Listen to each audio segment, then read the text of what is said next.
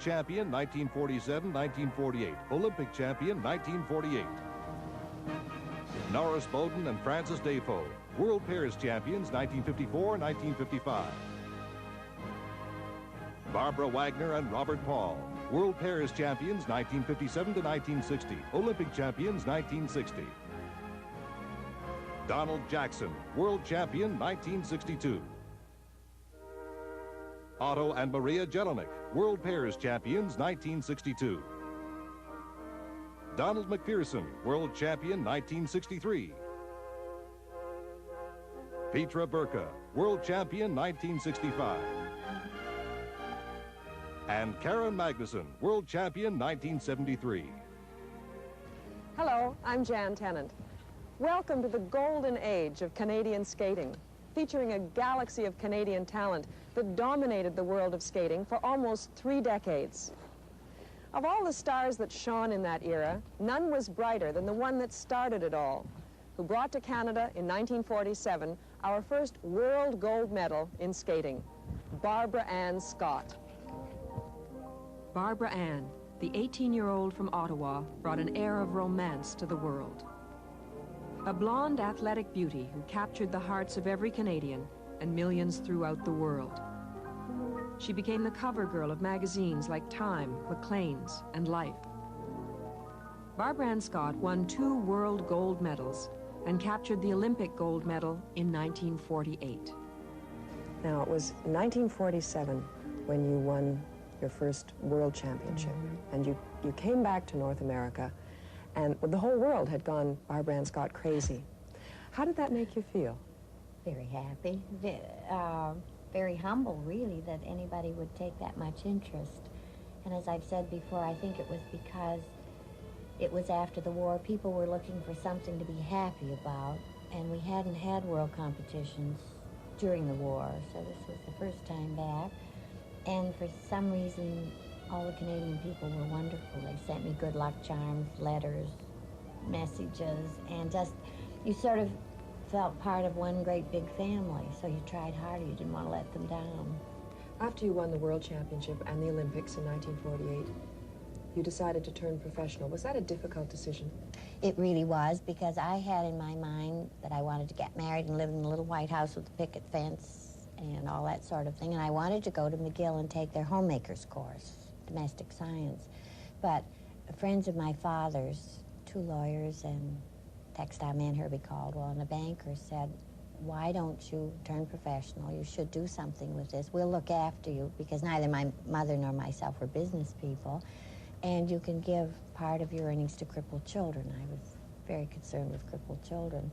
So I did turn professional, and I never signed a contract. They did everything for me, and it was very interesting. But for a homebody, show business isn't the greatest thing, because you're in a wardrobe trunk and you're traveling from city to city, and it's a hard life, and some people love it, but I didn't, so I was very glad to finish up.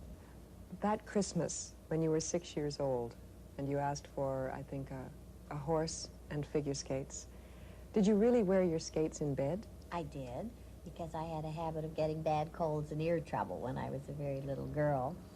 And I was running a fever, and Santa Claus brought my skates, so I put them on and had one foot hanging out under the covers with my skates on. What made you so determined as a young person to spend that time doing the figures, doing the work that was required to be a figure skater? Well, to me it was fascinating. It was a challenge, and I wanted to do them very well. And I had a great advantage as a youngster to train next to Mary Rose Thacker, who was then Canadian champion, who had the most beautiful school figures. So I realized that it could be done, and I wanted to try to be as good or better than Mary Rose. So I just kept practicing, and I loved it. I truly love detail things like that, and it's fascinating. Much more fun than free skating, I think. But of course, the youngsters now all seem to want to jump and spin and join ice shows, which is fine, but if you want to be a competitive figure skater, I think you should do figures. Tell me about your relationship with your coaches. You had 2 coaches in your career. You know, what does a coach do for a skater? just about everything because you depend on them. Now, some skaters argue with their coaches. I never felt that way. If somebody was teaching me, if they said black was green, fine, black was green, and we'd go from there. But I was very fortunate. Sheldon Galbraith came in 1947, just before we went to Europe, which was hard for both of us, really. But other than the first thing he said to me was, "You look like a milk bottle." From there on, we got along fine. But he has such a great way of teaching. Very calm, never gets excited, never hurries, always figures everything out, and had tremendous knowledge of figure skating, which he knows how to impart to the pupil. And when you're under stress and strain, it's very good to have somebody calm, knows just what you should do, and learned all the angles. For instance, some of the skaters in Europe that were used to, as we all were from North America, indoor skating, they would, if they were going to do, we'll say a 3-change-3, they would mark their first 3 by somebody in the audience standing. They all stood around ringside, but then when you get to the other 3, that person may have moved. So then you were really in a mess. So things like that, Sheldon figured out immediately that you use no moving objects or anything like that to help you. And he was good when it was cold or windy. He would teach you how to kind of bank into the wind. And This has come out of mothballs. retirement. Yes, yes. I mean, this was the Barbara Ann Scott doll. I haven't seen one for years. Yes. This one was bought in Winnipeg, I understand. Yes. Isn't that something? Well, that's funny to see. I don't think I ever had one, as a matter of fact. I think... But millions of Canadian girls had them. If you could go over this territory again and do it all over again, would you be a skater? Was it worth it all? It was to me. I enjoyed it. I liked the training very much. I didn't like show business so much, but I enjoyed training and I enjoyed competing. I like to compete at anything. Over 30 years after her Olympic victory, Barbara Ann continues to be honored. One of the latest tributes is the opening of the Barbara Ann Scott Ice Rink in Toronto. Coming up, the 1954 World Pairs Champions, Norris Bowden and Francis Defoe. They returned the title to Canada the following year. We asked Francis and Norris how they started in competitive skating.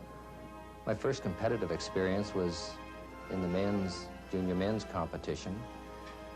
Started off in Winnipeg, the old Winnipeg Winter Club, Natural Ice. Came last.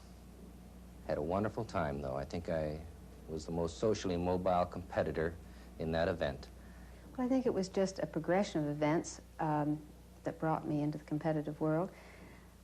At the skating club, we had the big Toronto Skating Club Carnival, and in order to have a starring role, one had to be a good figure skater, and all your friends had starring roles, so you felt, well, I must try it myself. And you started off very simply in small competitions, and small competition would bring to a little larger competition, then a little larger competition.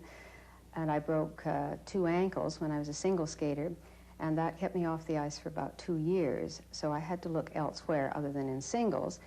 And Norris Bowden and I, at the time, were engaged, and we felt it would be rather fun to go into the dance events. So we started off as a dancer, as dancers, and we became the Canadian dance champions. And after a while, because Norrie and I were both skaters who'd been trained as in singles, we found dancing rather dull, although it isn't today, I hasten to add. But then there were so few dances, and Sheldon Galbraith, our coach, said, well, why don't you try pair skating? And we said, well, now, that's a very good idea. Let's try it. And that's how we started. Sheldon Galbraith, our coach at the time, was more than a coach. He put together our programs in the manner of the choreography. He was a trainer in that he made sure that we're properly conditioned, that we had the stamina to go through the programs when we had to. He looked after our diet. I had a sweet tooth. He made sure that I did not indulge in myself certainly not prior to the competitions. He was a superb teacher. With Francis Dayfo and Norris Bowden, the Olympic winners in 1948 had 3 jumps. They didn't have the quality of development in skating that the North American continent had. There had been 9 years of war. Show business had come to North America, and the people who were skating here are much more highly developed in the free skating end. So finding a weakness in the pair skating and the tremendous strength that Norrie provided in his own single championship winning, and the pair also did dancing. It was an easy thing to put them together in a pair that would be up front. They got a 4th the first time in. When we first started into competition, there were only about 4 or 5 moves, lifts, various different moves that every pair did. And Sheldon looked at all the old movies that he'd taken during the time of Barbara Ann Scott, and he said, you know, you can't beat them at their own game, so we're going to develop our own game. So what we did is we developed a whole series of new lifts, a whole series of new moves, and when we first went to Europe, it was accepted as being tremendously acrobatic, too athletic, we were criticized for being. And of course, that's quite amusing, because today, when I look at the pairs, they're 10 times as athletic as we were, but one of the biggest criticisms was that we were too athletic. So all these really added to the strain of being together. Francis, what was the greatest moment in your skating career? I think the greatest moment, not just in figure skating, but the greatest moment for any athlete is to stand up on the podium and hear your national anthem being played and know that the flag is going up behind you. Even now, you can hear my voice breaking. It really, I guess, is the most overwhelming event of any athlete's life. One of the most disappointing moments was the 1956 Olympics, when we did not win the gold medal. We won the silver medal. And on reflection back, I can say silver medals, to come second is pretty good. But we wanted that gold medal so badly, and it was a real disappointment not to achieve it. I didn't turn pro because figure skating to me was always a sport. I didn't want to have it a moneymaker. I've had other training. I was trained as a commercial artist and a designer. I wanted to see if I could make it in another field, and I also wanted to be a judge. Both of us decided we still had a contribution to make to skating through the judging field. And Francis is active judging international competitions, and I too have been active in the same manner. Bob Paul and Barbara Wagner, the sparkling teenagers who broke the accepted rule of being the same height, came 5th in their first world outing. They took the title in 1957, retained it 4 years, and capped it with Olympic gold. What goes through an athlete's mind when they win an Olympic gold medal? Relief. Absolutely. Yes. It was I think so. an amazing day, because we were skating at 10 in the morning, which was never had figure skaters ever done their freestyle number at 10 in the morning, usually in the evening or at least in the afternoon. And it was well over a mile high, and we were standing off to the side, and Sheldon had us jogging on a spot to try to get us functioning. We were up at 6 that morning to try to get up to norm, and the warm-up finished, and not one skater had finished warming up, so they even allowed us, against the rules, all of us, to have a longer warm-up. The music stopped. We had to start all over again. And then when we finished, we had watched the other competitors to see if anybody was going to outskate how we felt we had skated. And then, of course, the announcement came, and I mean, the tears and the floods that came, I mean, I didn't expect it. But the relief, like Barbara said, was just unbelievable. It's not a moment that you can say, oh, that was the happiest moment of my life, because it really wasn't. I think the happiest times were collectively all the days that you practiced to get where you were, and that was kind of wonderful that it happened. There was no guarantee of it, but I think the fact that it was over with was probably the biggest thing that I recall, and just the relief that, you know, we'd finally made it all that way, and whatever the results were going to be, we didn't have any more control over that at that point. We just did the best we could, and thank heavens it's over. You have to stand back and look at it. You have to stand back and look at the picture of you, or you have to remember, like Barbara Ann Scott was somebody I admired when I was young, and you would look at her standing on the podium, and it was just, you were in awe. You couldn't believe. And that you realize that you are now there. Well, you know, even to this day, Bob, you know, up until this Olympics, we are the only pair in North America that's ever won a gold medal in history. I mean, that's since day one. You know, and that's kind of a hard thing to all of a sudden, and I know people told that to us, but it's hard to believe, you know, that we were. And there's only 2 Olympic gold medals in figure skating that Canada has ever won. And that's rather unique. Yeah. And we're very fortunate. I wish there were more. Yes, I do too. But there will be. There will be. I believe one of your skating performances in Czechoslovakia was honored in an unusual way. It was a very large stadium. It was an indoor stadium. And I guess a tradition over there is to light a match or light a candle in approval. We didn't know that at the time.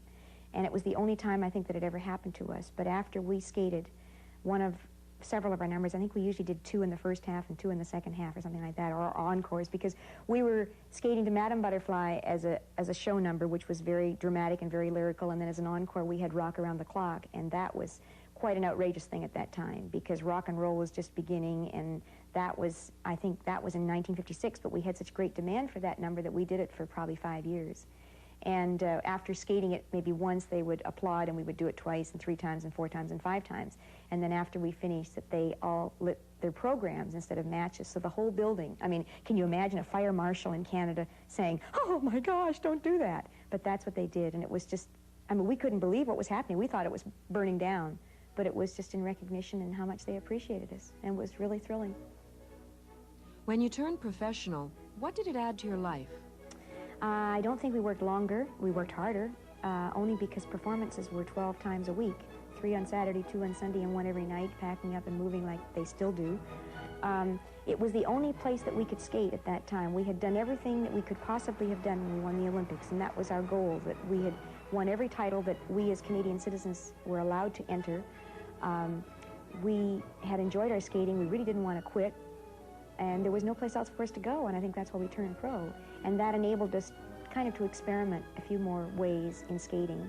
It gave us the enjoyment of pleasing an audience, which we both loved. Both of us were hams, there's no question about it. Did your financial rewards as a professional repay the years of effort you put into skating as an amateur? I don't think that financial rewards, there's a funny balance in there. We, of course, never made, just like athletes out of our era always talk, we never made the big money that they make today. But financial rewards and winning an Olympic gold medal, there's nothing like winning an Olympic gold medal. There's very few of them in the world, and it's one of those things that can never be replaced by money. 1962 was Canada's greatest skating year. We'll bring you our skaters' memorable gold medal performances on the golden age of skating in a moment.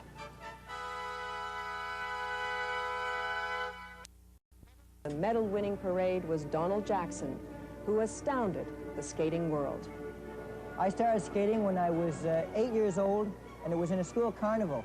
And I was in a costume parade, won the prize for the best costume in the parade, which was a snowman costume, and then they had races, and I didn't know how to skate. So I just casually mentioned to my mother and father I'd like to learn how to skate. And a year later, I joined the skating club, and I learned how to skate really by playing tag.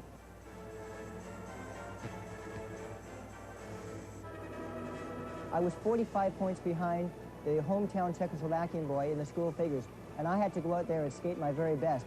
Fortunately, I skated after he did, but I didn't see him skate. But fortunately, I skated my best. I did a triple Lutz jump that had never been done in the World Championships before, and in fact, it was only the 6th time I had ever done it in my life, perfectly clean. I did 4 of them in the summer, 1 at Christmas time, and then 1 in March. The conditions were good.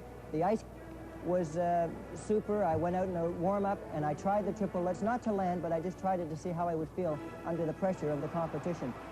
I had cautioned him that he must not hurt himself, because it's possible that he could win without it. but he wanted to demonstrate the skills he possessed. When he went out to do his warm-up, he indicated that he was on track and ready to do it. And there was a communication between us at the time, because I was sitting in the audience. They had low level of boards there, and they wouldn't let us come on the ice close to it. He gave me the nod that all is go. So he went for it. And of course, the rest is history.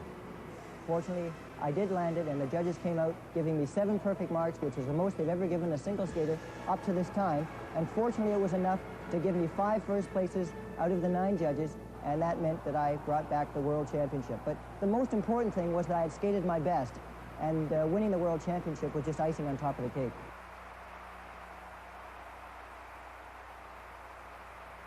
The city of Oshawa had a parade and gave me a car, which I could not accept because I was still amateur. And I really wanted to stay in the amateur skating, but I just couldn't afford to stay in the amateur skating. The skating shows had offered me a contract, and right after the exhibitions that I had booked as an amateur, I turned professional and joined the Ice Follies. When I was in the Ice Follies, I skated in the show 47 weeks a year, 420 shows a year, and I did this for 7 years. I met my wife in the show, we got married, now I have 5 children, and fortunately I can still actively skate seminars and do exhibitions in amateur carnivals around Canada, in fact around the world. And I can do this because I have a line of skating boots with my name on it that go across Canada and the United States. And that's what's really putting the food on the table for those 5 kids.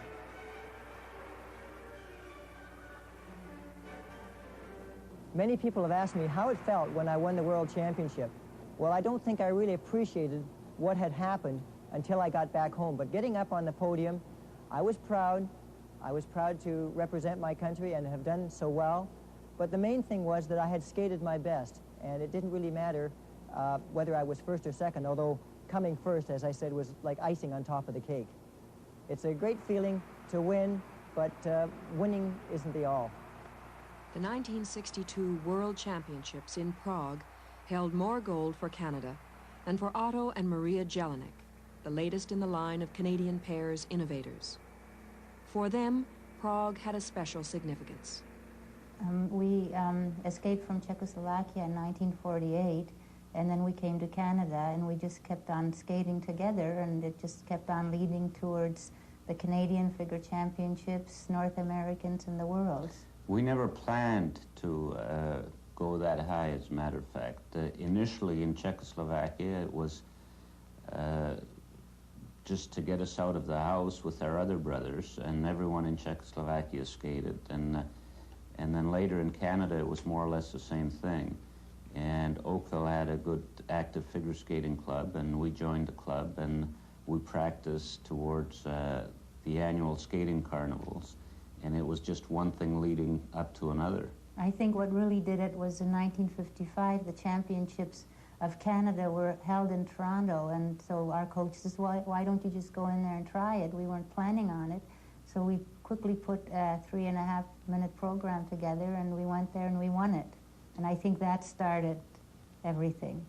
You know, coming back to Prague, to the World Championships, for Maria and me was far more than a sport of figure skating for us and for the people of Czechoslovakia.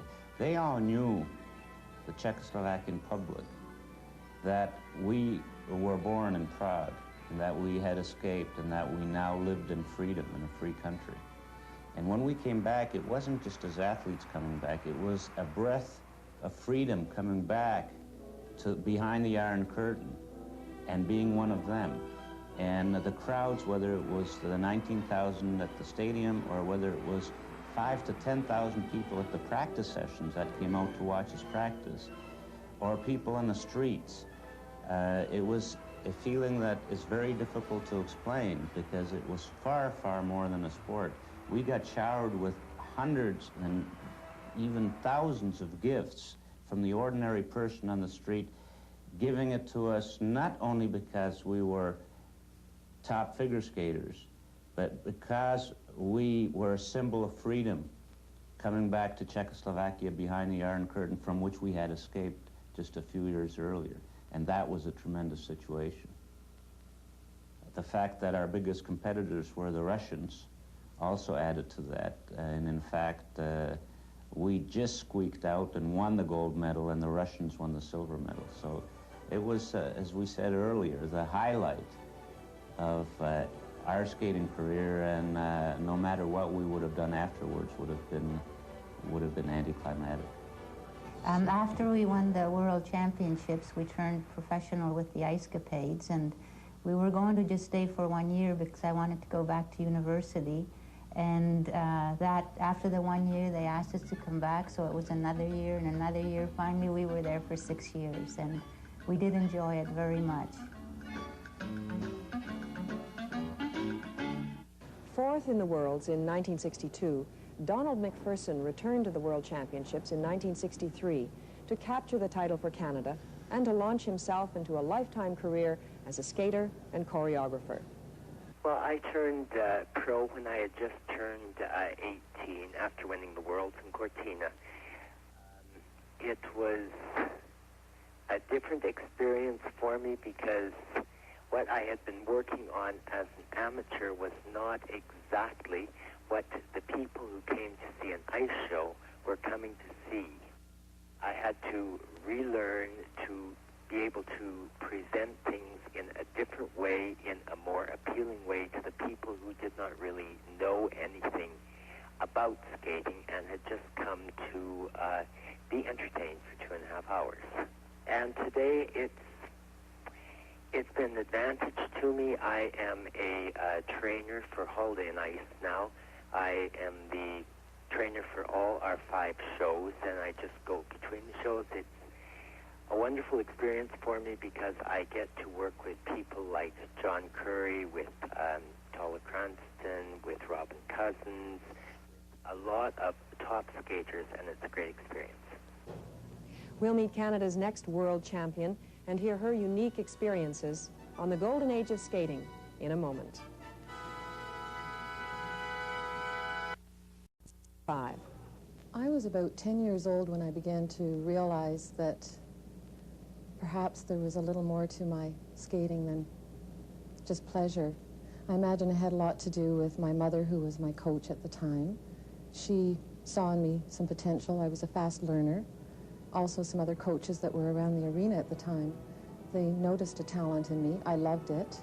But I remember something that was very, very, very important to me at that time, and that was I saw a figure skater from the United States named Carol Heiss, and she had won the World Championship. And I remember seeing her on television and saying to myself, I'd like to be like that one day. I missed all the parties and the proms. I was never asked out on a date. I thought I'd never meet anybody because I think boys were afraid of me because I was doing something. I remember going to Lawrence Park Collegiate and having to make a speech in grade 12, I think it was. And I had to stand up in front of all these kids my age, older, younger, and discuss my travels and my accomplishments as a figure skater, but in a sense it put me on a pedestal and didn't make me an equal. And I have a feeling a lot of people were afraid of me because of what I'd accomplished. I think the highlight of my skating career was the year 1965. I won a lot of competitions that year. The Canadian Championship, North American Championship, and the World Championship. It was sort of a delayed reaction in my mind because you're so young. I was 18 at the time, and I really didn't know what was hitting me. And I think about 6 months later, it really did hit me that I was a world champion. I think now, at my age, I can really appreciate what I've done. I'm just becoming aware of how difficult it really is to be a world champion. At that time, it was just something I was doing and working towards, but even in terms of thinking of becoming a world champion, I never really thought about it. It just happened, but when it did happen, I would consider it a highlight in my skating career. I think the biggest, excuse me, the biggest disappointment in my career was the following year when I didn't win.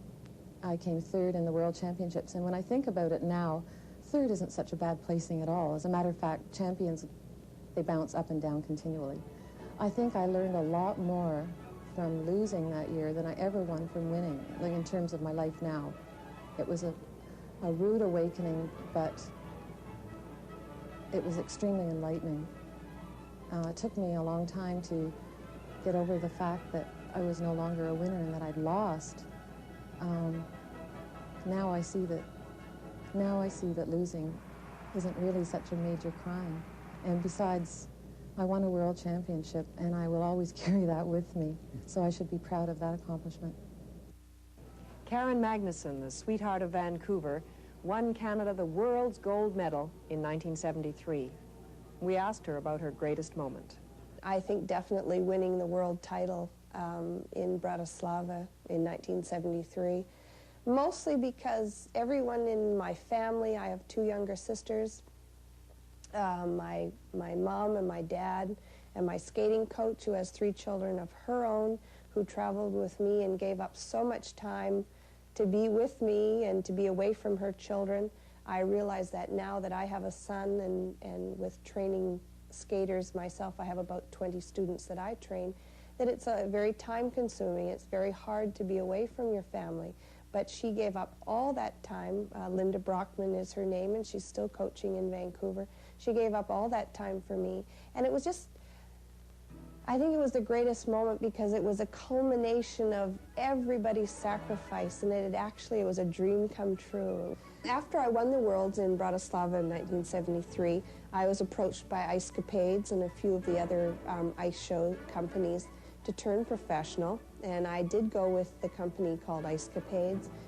Their contract was very nice, and so I did sign with them. I was with them for 4 years, and it was quite a change. I had been an amateur for 13 odd years.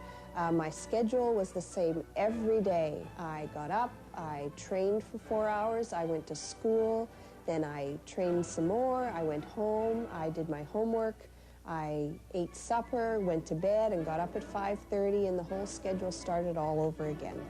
And your training was never interrupted. If there were interviews and different things that had to be done, everyone understood that it had to be worked around your schedule. It couldn't be worked into somebody else's.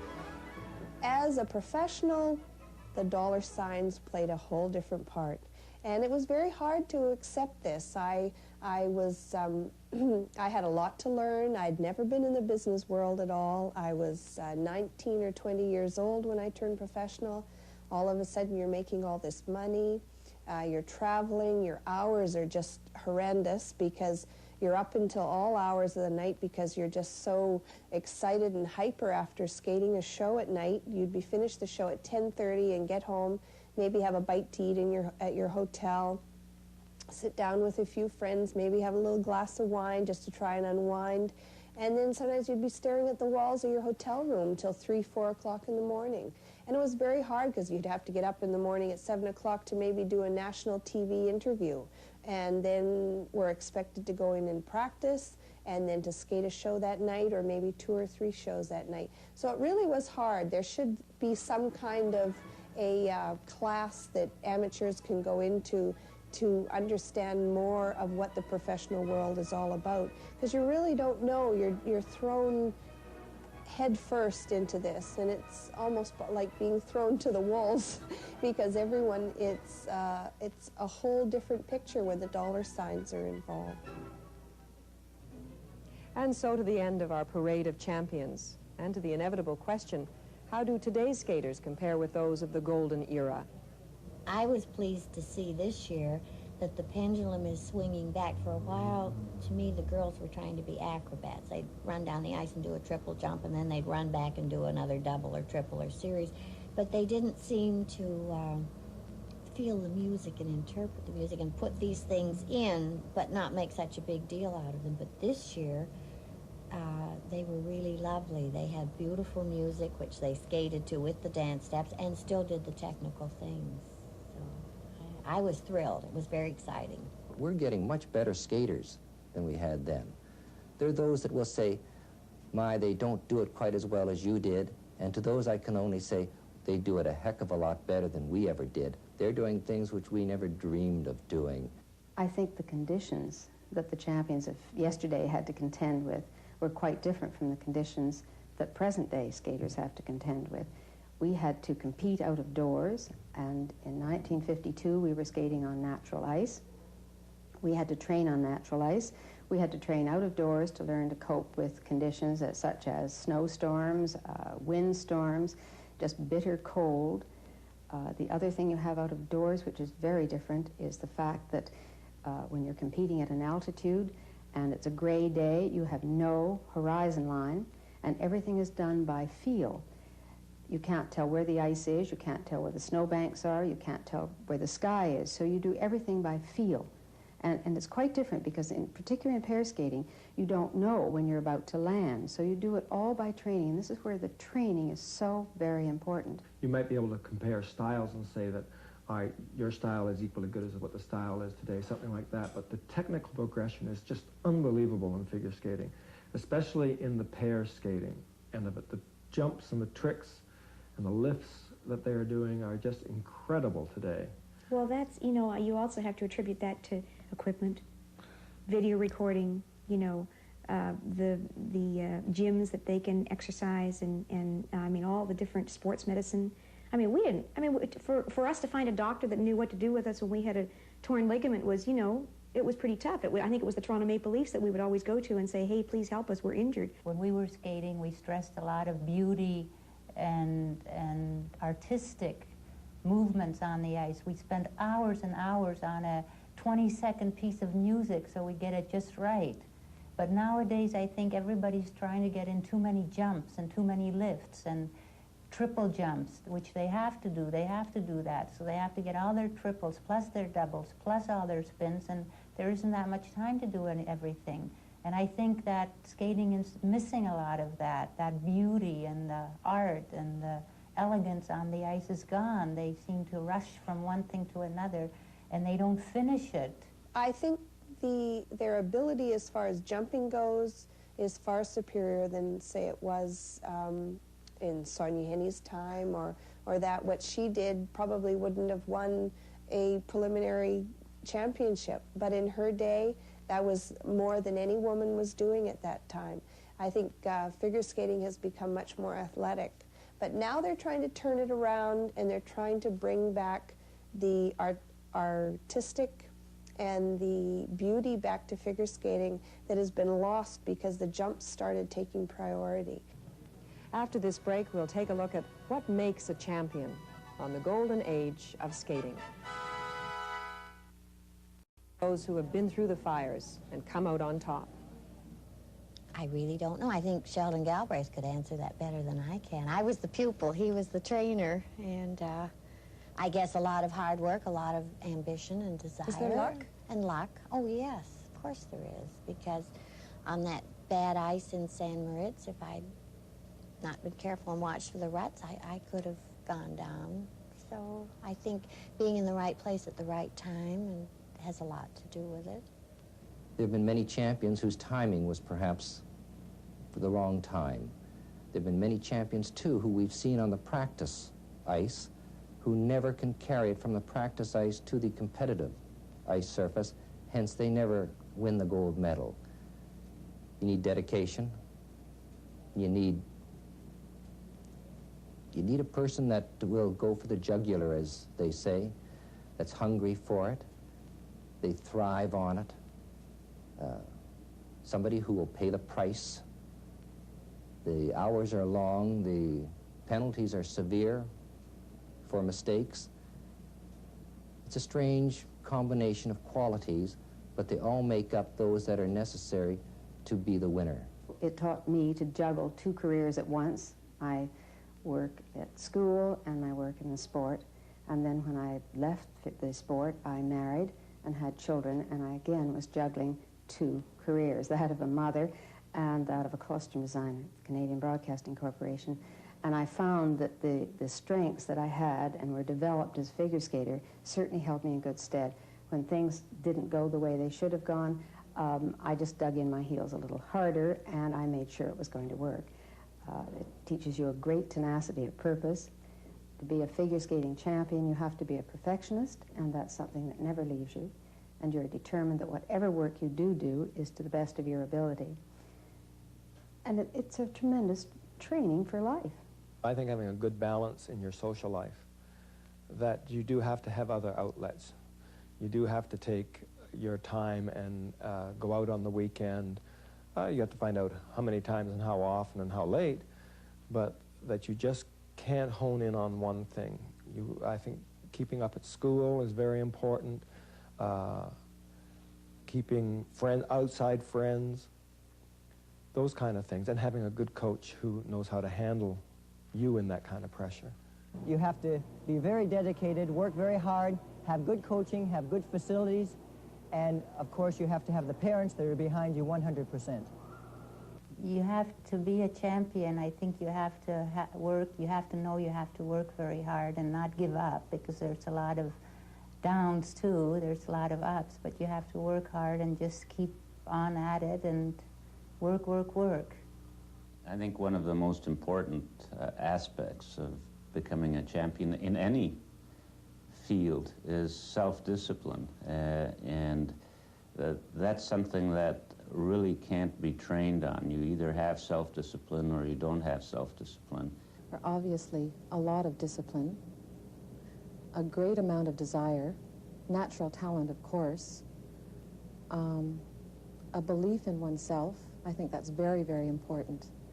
And the ability to be able to skate in front of judges under a great deal of pressure, be able to psych yourself into doing a good job. I mean, you can only train so much. You can train to the point of perfection, but if you can do it in front of the judges at a time when there's a lot of stress and tension, I think that's what makes a good figure skater. One key figure in the lives of all the champions has been their coach. Sheldon Galbraith was coach of many of the champions we've seen today, including Barbara Ann Scott. Sheldon, you've worked with many champions, and you have a lot of experience. You yourself were a skater. What is it that makes a champion? I think it's a desire to excel and prove to themselves. They have a goal in mind, and to be known as, and dare to believe that they could be among those who are world champions. What role does the coach then play in making this possible? Because most skaters will say, well, I couldn't have done it without my coach, and in many cases, you were the coach.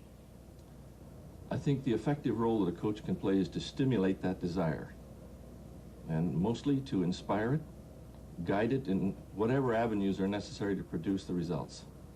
When you're working with somebody, is there a sense that you're inside the mind of your student?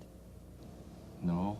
What I try to do with young pupils, and whenever I have an opportunity, is to get a communication going where when I speak of words that apply to what we're searching out for a goal, that we can trigger that and get a unison of thought and direction of effort. You know, I wonder about Sheldon in coaching, that he would coach your competitors. This love of the sport and wanting people to be as good as possible. Were you unique? Yes. I can't answer that. Yes, I can answer that. The other pros would keep their pupils to themselves, and they would hardly, some of them even speak to you, which was unfortunate. But Sheldon, from the first day we arrived in Europe, would go over and shake hands, even if they couldn't speak English, and every day.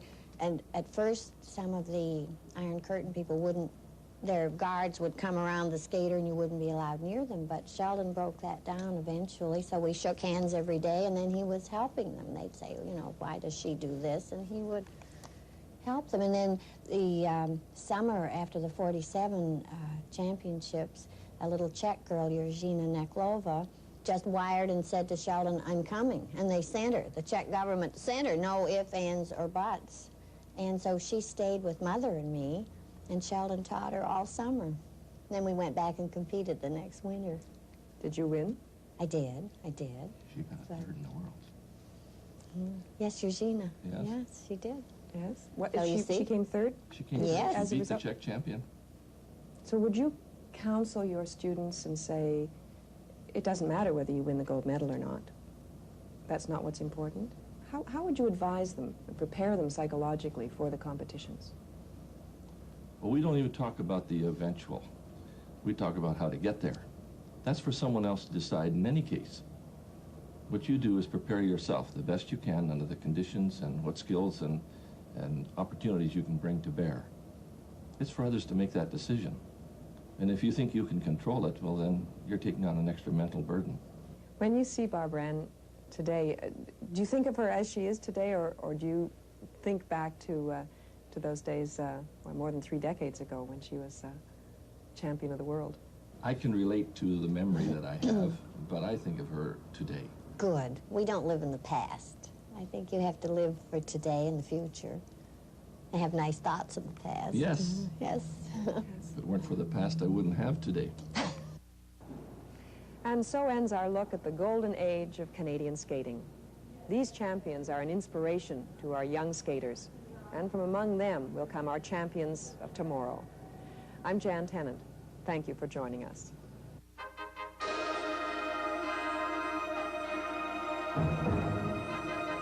In the top of tonight's news, the first Canadian to board the space shuttle is selected, and another contender for Trudeau's job.